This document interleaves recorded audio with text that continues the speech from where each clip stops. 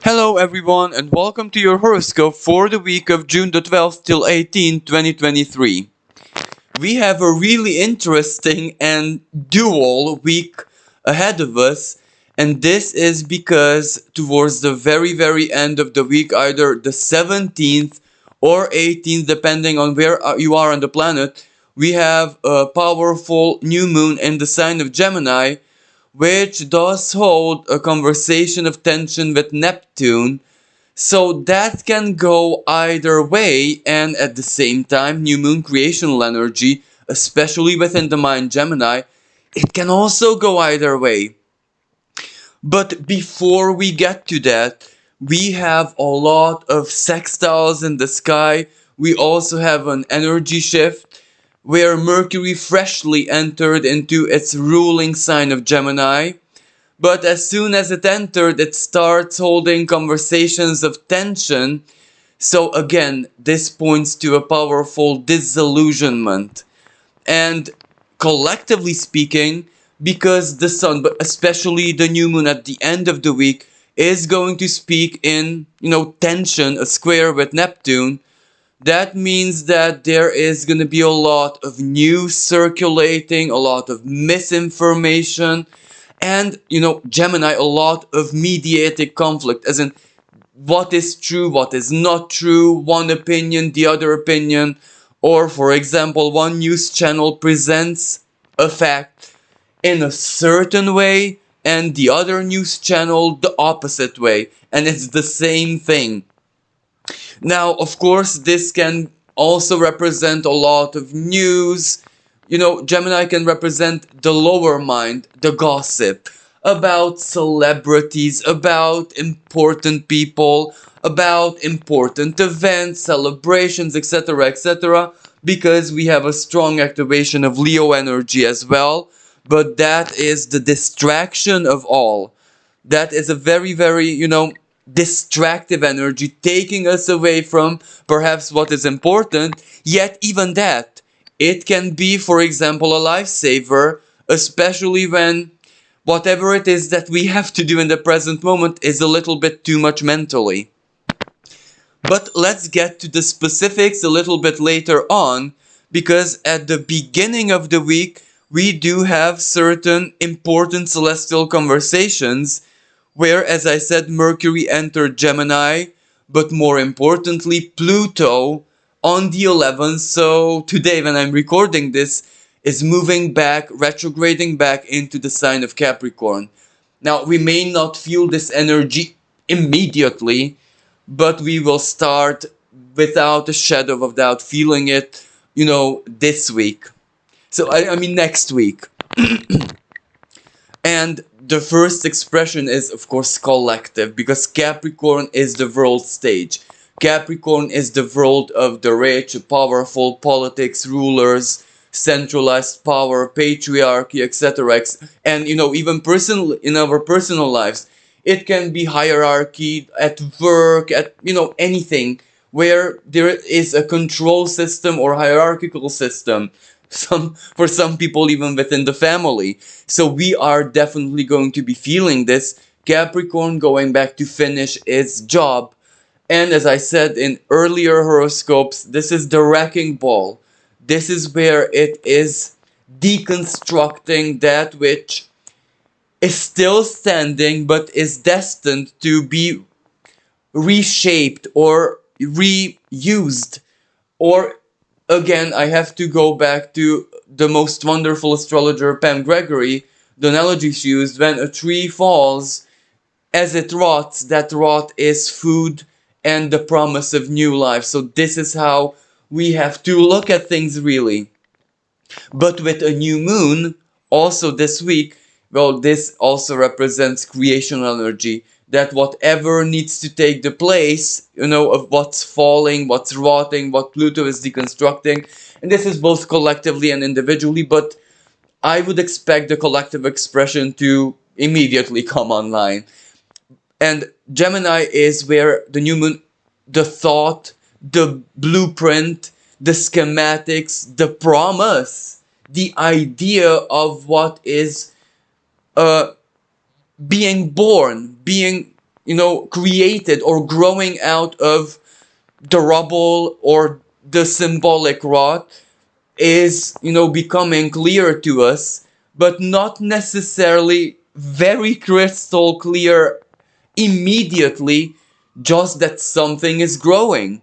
And it might need to take a little bit of time for us to see what the plant symbolically is gonna be like. Because it's just a sprout, it can be basically anything. And this is the element of confusion, where going a little bit deeper into the week, Mercury is going to hold a square with Saturn.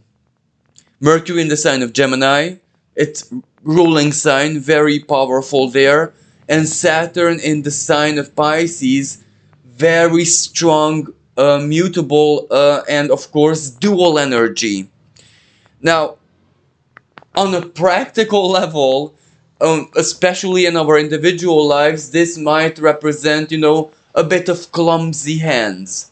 Because Gemini rules the hands, it can also represent where timing doesn't really go as we thought, logically, rationally, or anticipated. Because Saturn rules time, and in the sign of Pisces, it is dissolving, it is not always linear, or it doesn't have to respect, the dates and terms, etc. So for some people, this even though it's a square, it can be a surprise, a shock, an unexpected, not necessarily of the Uranian nature, but of Saturnian nature, where it might come from the past, or something that we thought, well, it's not all that worth it, or that we given up on, just comes back surprisingly, and there is an opportunity before. What do we do with it? Do we take it? Do we not take it? Do we decline, or do we make it our own version, alchemize it, so to speak? And also, this is where because Saturn is work, it's sacrifice, it's stability, comes out of the blue, but there is something that was initiated, or there is an element from the past, because Pisces is the past.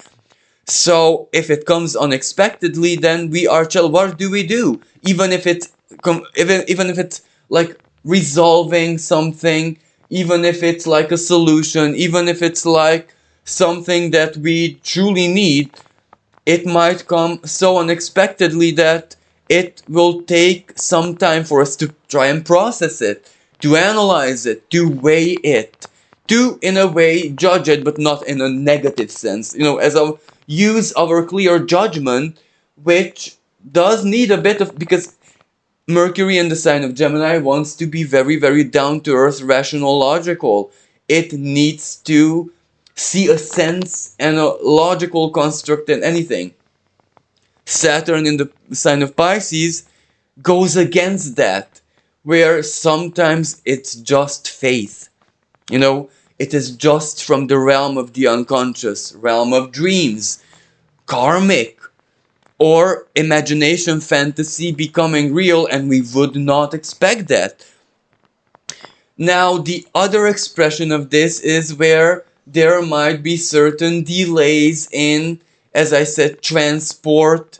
There might be certain delays in travels, especially if you have dates and times. This energy can also represent flooding and the destructive element of water, because Saturn in the sign of Pisces can represent where the water is controlled, so preventing flooding, the natural course of the water. And the square with Mercury, also a planet which has a watery nature, esoterically, of course. So it rules flowing water, and this can represent a great excess. If we put the sun into the picture as well, because the sun will square at the end of the week Neptune. So that means over flooded. That has a drowning effect. So we will see floods playing out all over in some parts of the world, let's better said. And also, it can be emotional flooding, karma flooding, the past flooding, Neptune, spirit flooding, our own traumas or everything that might have hurt us, upset us, or caused a certain kind of, how should I say, for us to view reality a certain way, but that was processed. We made that a permanent part of our, let's say, worldview. Because their worldview, there is also another aspect, a very beneficial one. Saturn sextiles Jupiter. Jupiter now in the sign of Taurus, but that means what is justice to us? And Saturn in Pisces can pour into it, Pisces, the divine element, divine justice. We might have thought justice to be such and such, you know, seeing it in a very earthly way, but then the divine might come that justice is actually this and this. But it's a sextile. We need to integrate that in our lives, because if we do not use it actively, it might not do all that much. For example, you thought your worth, Taurus, is such and such, and Saturn in the Piscean realm, the divine justice as well, because Saturn in Pisces is like real karma. This is your karma, it gets as real as possible, and water, there's no stopping it. There's no bypassing it, and in a way, not even esoterically, not even spiritually. When karma knocks on the door, it's too late to try and balance it. You need to take it for what it is. And it's a sextile, it's positive, so your worth is much, much greater than you ever thought. Taurus, the fixity of it. And this sextile between Jupiter and Saturn can really, really act like, a divine reward, but we need to accept it as it comes, in the shape and form as it comes. And this might also point to the Mercury square, that sometimes we cannot understand through the lens of the practical mind the worth that lies within us. Sometimes it is the realm of faith, sometimes it is the realm of the unconscious, it is sometimes quite idealistic. Another energy that is really, really beautiful at the beginning of the week, even though it's dying down, Sun sextiling Chiron. Words that heal, actions that heal, gestures that heal. And towards the end of the week, Chiron is also going to be engaged in a trine where Mars conjunct Black Moon Lilith in the sign of Leo are going to trine it. And that is absolutely wonderful, because Black Moon Lilith in Leo is the primal emotion. That is where the heart is free. It cannot be shackled down. Whatever is in our hearts of hearts will come out at a certain moment, let's say.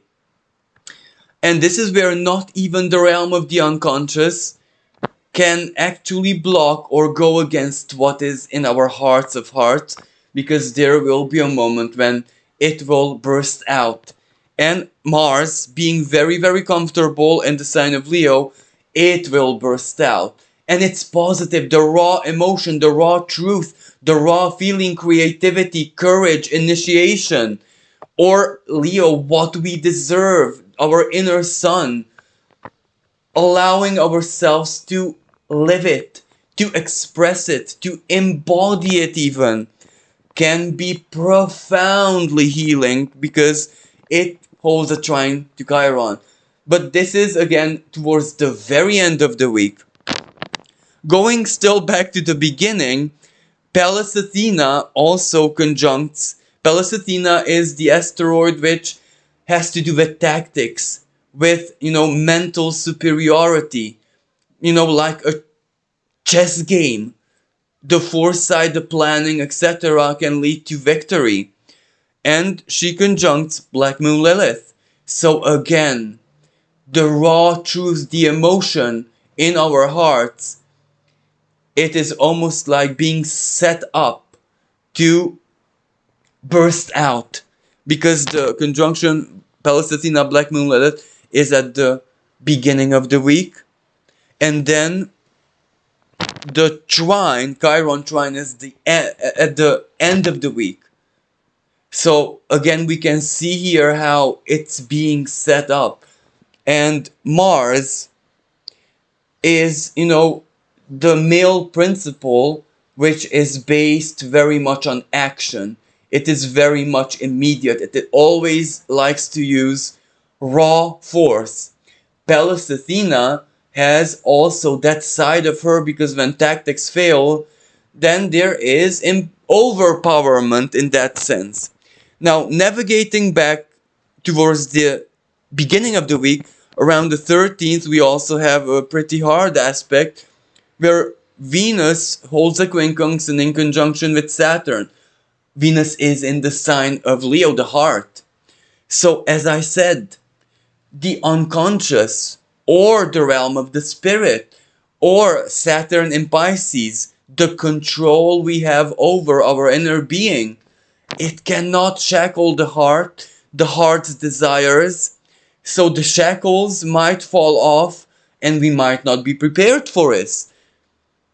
We might be a person who always has a certain kind of control, who is never allowing to, be overflooded by emotion or the unconscious forces to bottle up in an uncontrolled way.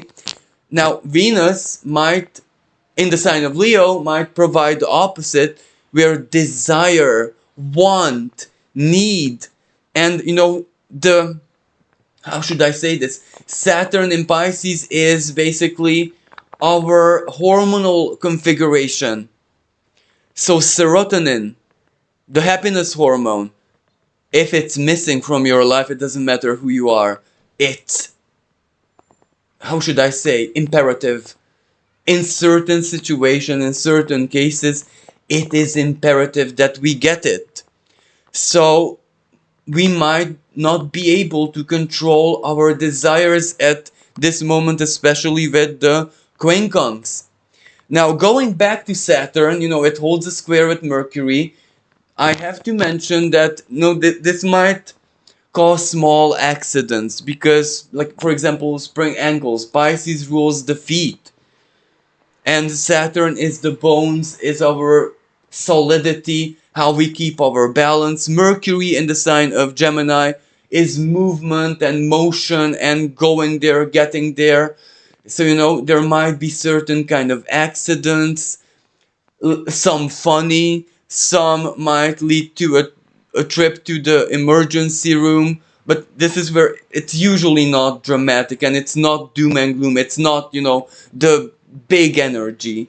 But, Pisces does rule hospitals, it does rule like medical analysis, blood tests, where sometimes what's wrong with us is not all that much deeply psychological. Saturn in Pisces, it is just our hormones or some element in our body being imbalanced, and then Mercury, Gemini, the lower mind, the laboratory, will tell us that you need a bit of, I don't know, vitamin D, calcium, etc., etc., and that fixes, our mood swing or whatever or whatever we think that might be wrong with us. But this energy also favors, if there are medical problems and you know it, you feel it, dreams, for example, coming through dreams, then chances are you should visit, at least a specialist for an opinion. And Mercury square the internet, an unofficial opinion. And sometimes holistic is wonderful. Not this time. This time you might need a very down-to-earth approach. So a specialist that, knows, because this is blood analysis. This is like blood, this is internal, like hormones and substances, chemistry in our body. Someone who kind of worked with that for years and can give at least a valid perspective. Going back to Saturn, this week is also very important in a Saturnian way, because on the 17th of June, Saturn is going retrograde, and Saturn's retrograde will last until the 4th of November. So, even at the beginning of the week, Saturn is slowing down. It is almost at a standstill. And Saturn retrograde, when it's perfectly still in the sky, coincides, of course, with the new moon. So it's not a very easy energy, because Saturn retrograde is usually when the symbolism turns inwards. We are the judges, we are Saturn the boss, we are responsible. And also Saturn retrograde in Pisces, karma. That will be the moment when we will know, especially that it will square Mercury, what exactly do we need to do to balance out karma? And Pisces is the past, so it can mean family karma, past lives. Um, it can mean, things which are not in the immediate present or the short-term past. This is where they can come even from childhood. And this is like karmic energy.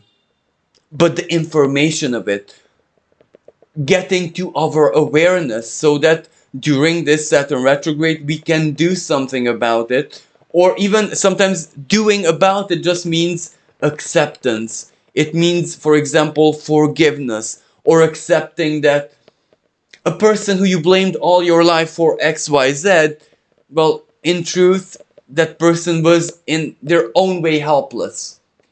Sometimes we really, really have to blame fate herself. Fate, isn't she a cruel mistress and full of caprice? So sometimes it's just that.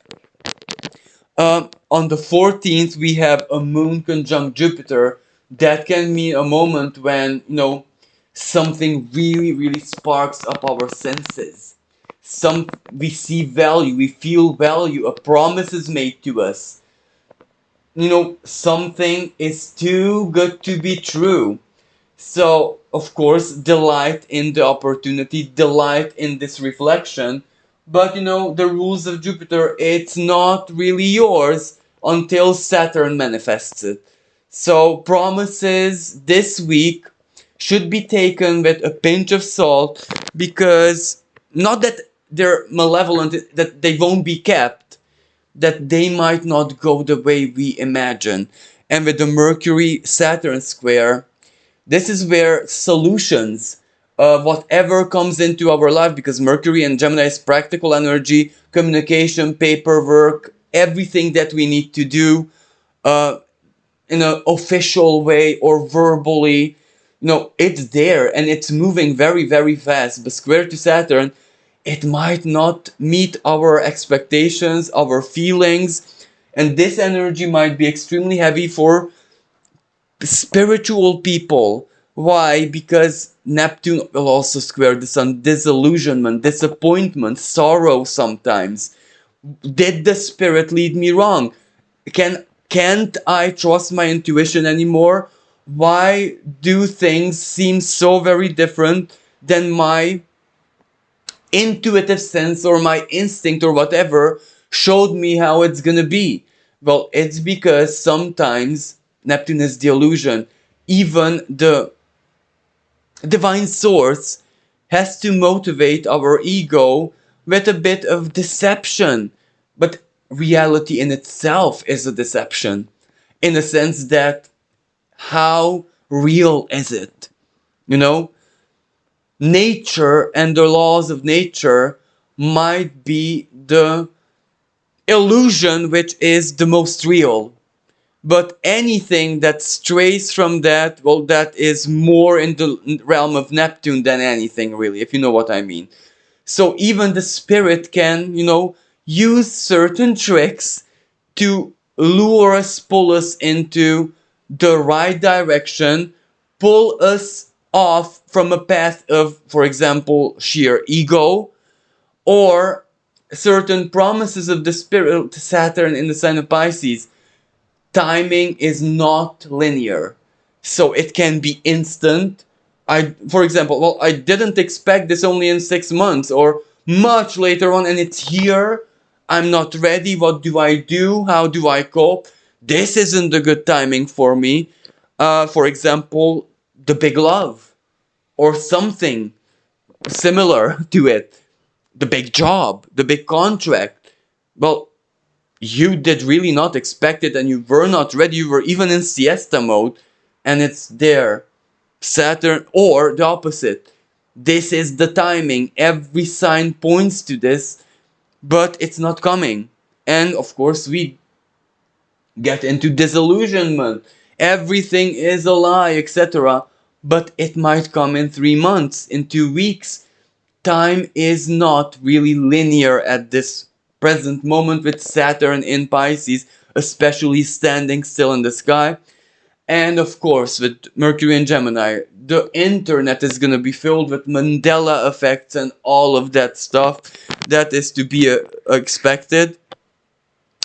But there is also a lot of positive energy in the sky. Venus sextiling Mercury. Words expressing feelings. The beauty of it can really, really go a long way. It can be healing. It can be full of love. Poets, songwriters, artists, everyone who lives by inspiration. This is the moment to share. This is the moment to put it out there. This is the moment when you really, really need to store everything that you're inspired with right now. There, Mercury in the sign of Gemini, the other help is out there, support is out there. Everyone has a public, a listener. Everyone's art or self-expression will meet, a certain soul who needs it. So this is a real, and romantically speaking, absolutely. Why? Because Venus in Leo is, not the Piscean type of romance where it's almost surreal, but it's the passionate type. It is the let's live life type. This is where it's not a love letter, even though, Mercury in Gemini is and sextiling Venus actually the love letter. Actually, I contradicted myself here, but when I say it's not the love letter where you read it and as soon as you get it, you knock on the door of the sender. Okay, I'm here. I'm ready. Let's do it. If you know what I mean. So it's action. It's in the now. It's enjoyable. It's pure serotonin. And anything that has to do with work, everything that has to do with communication, as long as it's full of love, as long as it's full of creativity, as long as it's full of humor, the inner child, etc., is really, really favored, yet have no, expect, how do you say that? Don't expect expectation, that's it, to go a certain way, because Mercury is not in that kind of position with the square to Saturn. And the Sun squaring Neptune, now that might be the big, either the massive illusion or the big disillusionment.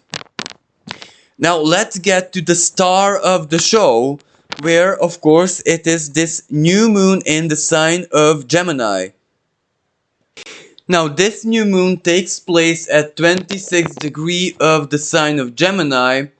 So yes, it does hold the square with Neptune, and it does hold the opposition with the galactic center. So that is not a very easy energy, but it can go both ways, because that is the nature of Gemini.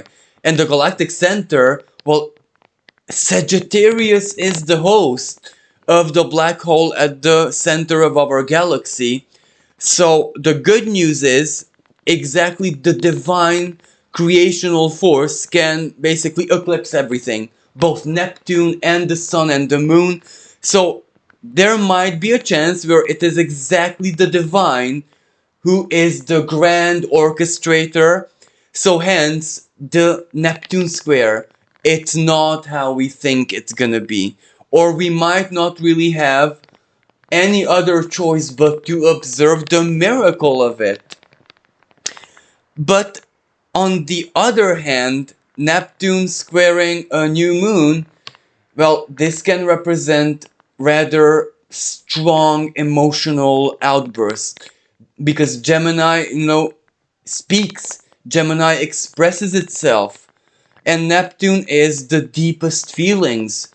And Neptune is in a deacon of Pisces, which is also nicknamed the undoing of the self. So, for everyone who is going through a really, really tough period mentally, suffers from depression, from anxiety, from, anything that is, drowning, this might be a rather delicate moment because it, new moon and Gemini and also Pisces, what we give to it in that sense is what we get out of it.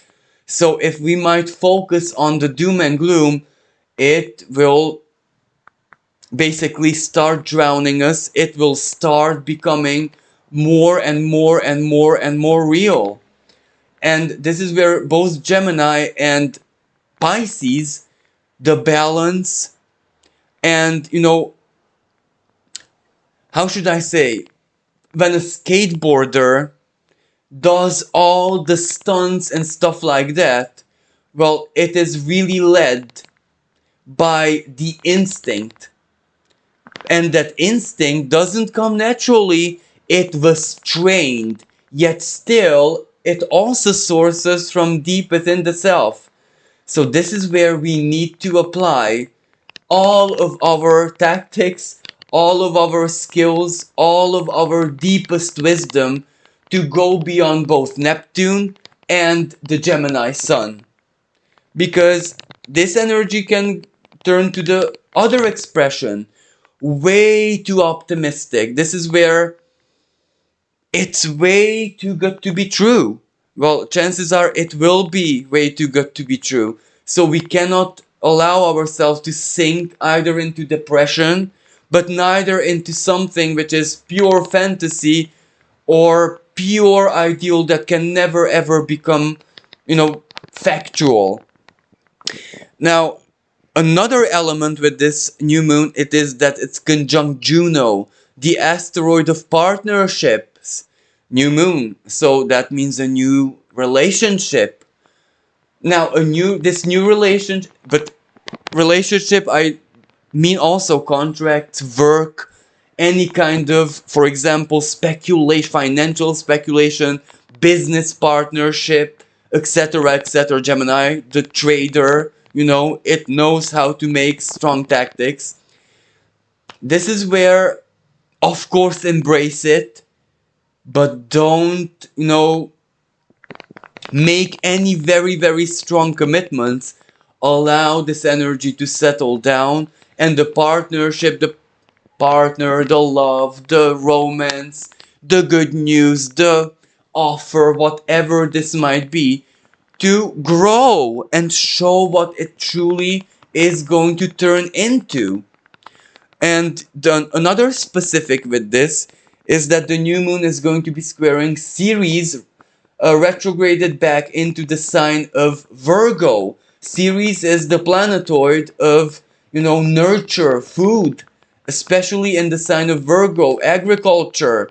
Um, so this might represent that there will be blockages, food blockages, or with flooding, Neptune can cause the loss of crops, the loss of harvest. So the local community has to tap into its food storages.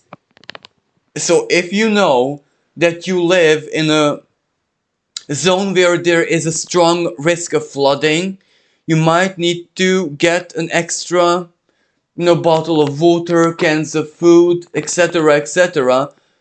Because this energy is short term, of course, but it might be needed. Um, Also, at the time of this new moon, as I said, we have the Mars, Black Moon Lilith, trining Chiron. So something is going to be spoken, something is going to be expressed. And even though it is a trine, it's Black Moon Lilith. So it can be very angry words.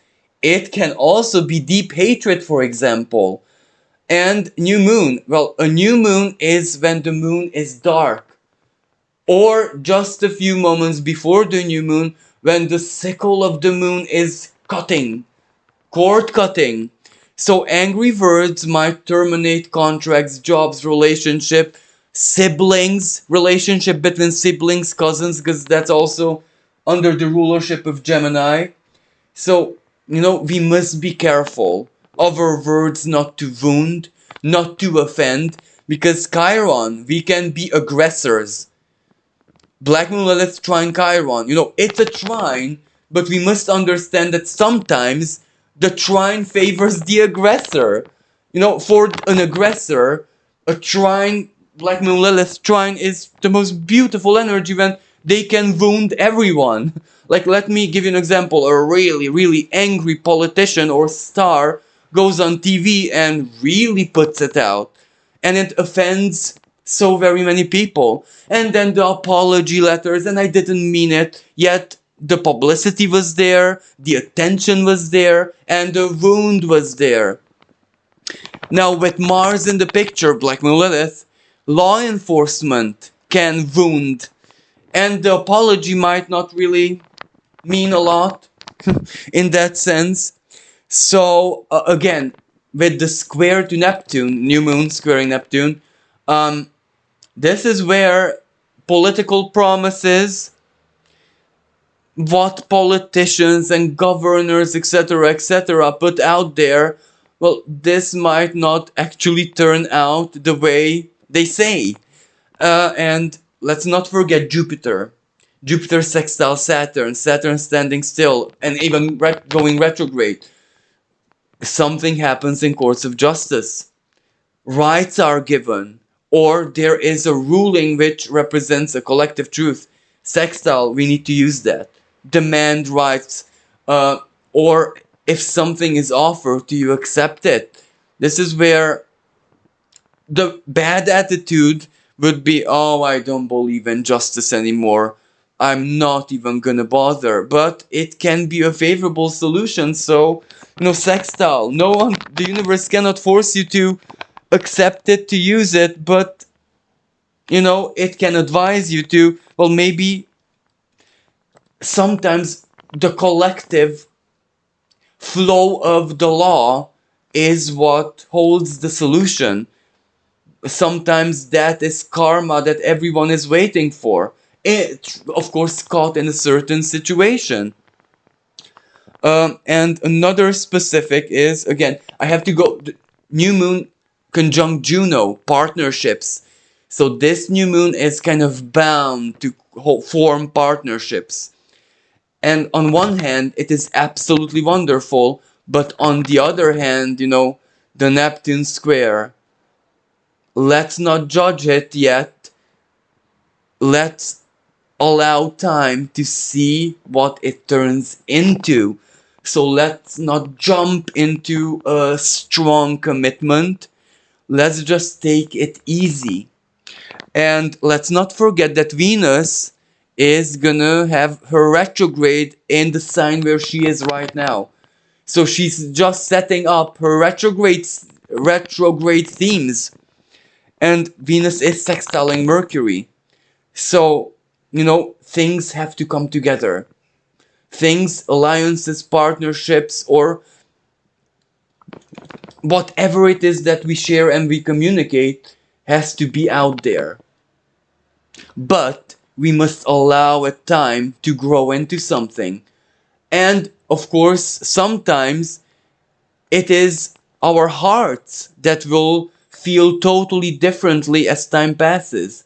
So let's allow Venus retrograde to give us the bigger answers.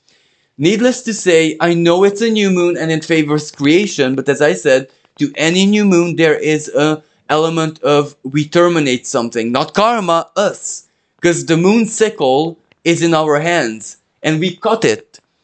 So terminating relationship out of anger, out of misinformation, out of ego storm, why not? And I'm so sorry to say this. I don't know, my husband, my wife cheated on me. But, if you're together for 20 years, well, is that truly an unforgivable sin?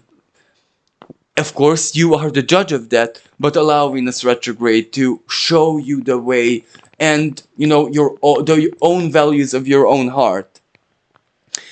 And what else would I like to add? Yes, and the new moon, and especially the sun squaring Neptune, it's not gonna be an easy week for everyone going through depression, mental problems, psychological disorders of any kind, bipolar, especially, or anything dual, because these things might be severely triggered. So go easy on yourself. Do not allow your mind to start defeating you. Neither allow your unconscious to defeat your mind. Why? Because sometimes it is the mind who holds the right balance, because you need to think this way, you know what is not so true, you know what feelings are deeply exaggerated, you know your own emotional vulnerabilities, and the mind is telling you, calm down, it's not as bad, you're overreacting. And your mind can even tell you all the big lessons, because Pisces can represent your solid, proper life experience, which already went into your soul. So it's part of your soul. Capricorn might be, it's part of your being already, the life experience, but when it goes to Pisces, it's deeply part of your soul. So there are those life experiences. Your mind might be telling you, well, it always used to turn out okay, you're not alone, there is help out there, you can manage, you can cope, whatever you're experiencing emotionally is just an illusion, or hormones are playing, etc., etc. And many times Neptune, the darkness of the spirit, because the spirit is Piscean. You know what I mean? It is the Holy Ghost, but it is also the opposite of its spirit is spirit. So sometimes the mind holds the truth.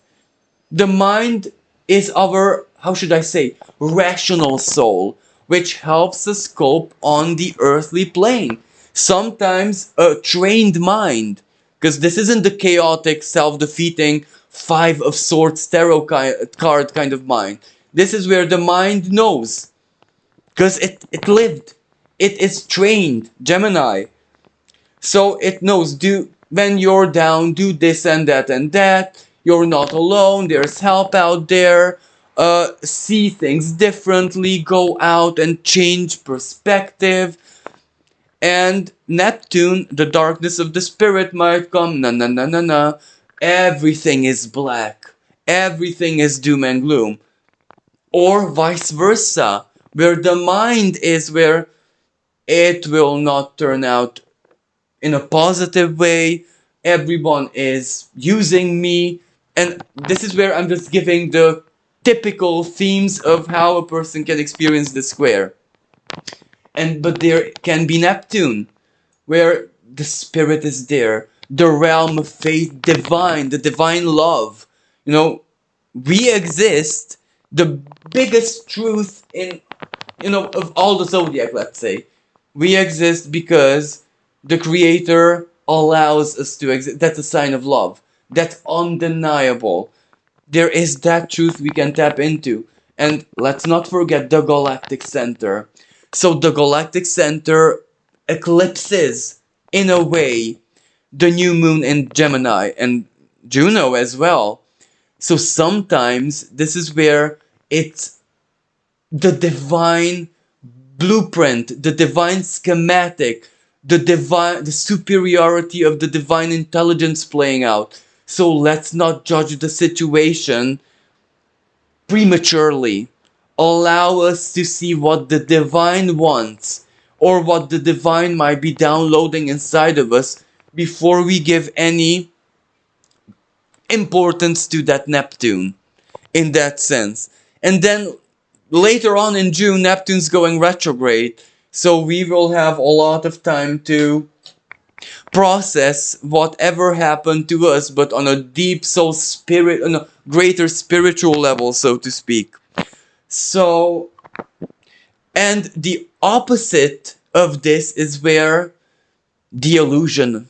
Everything is an illusion, right?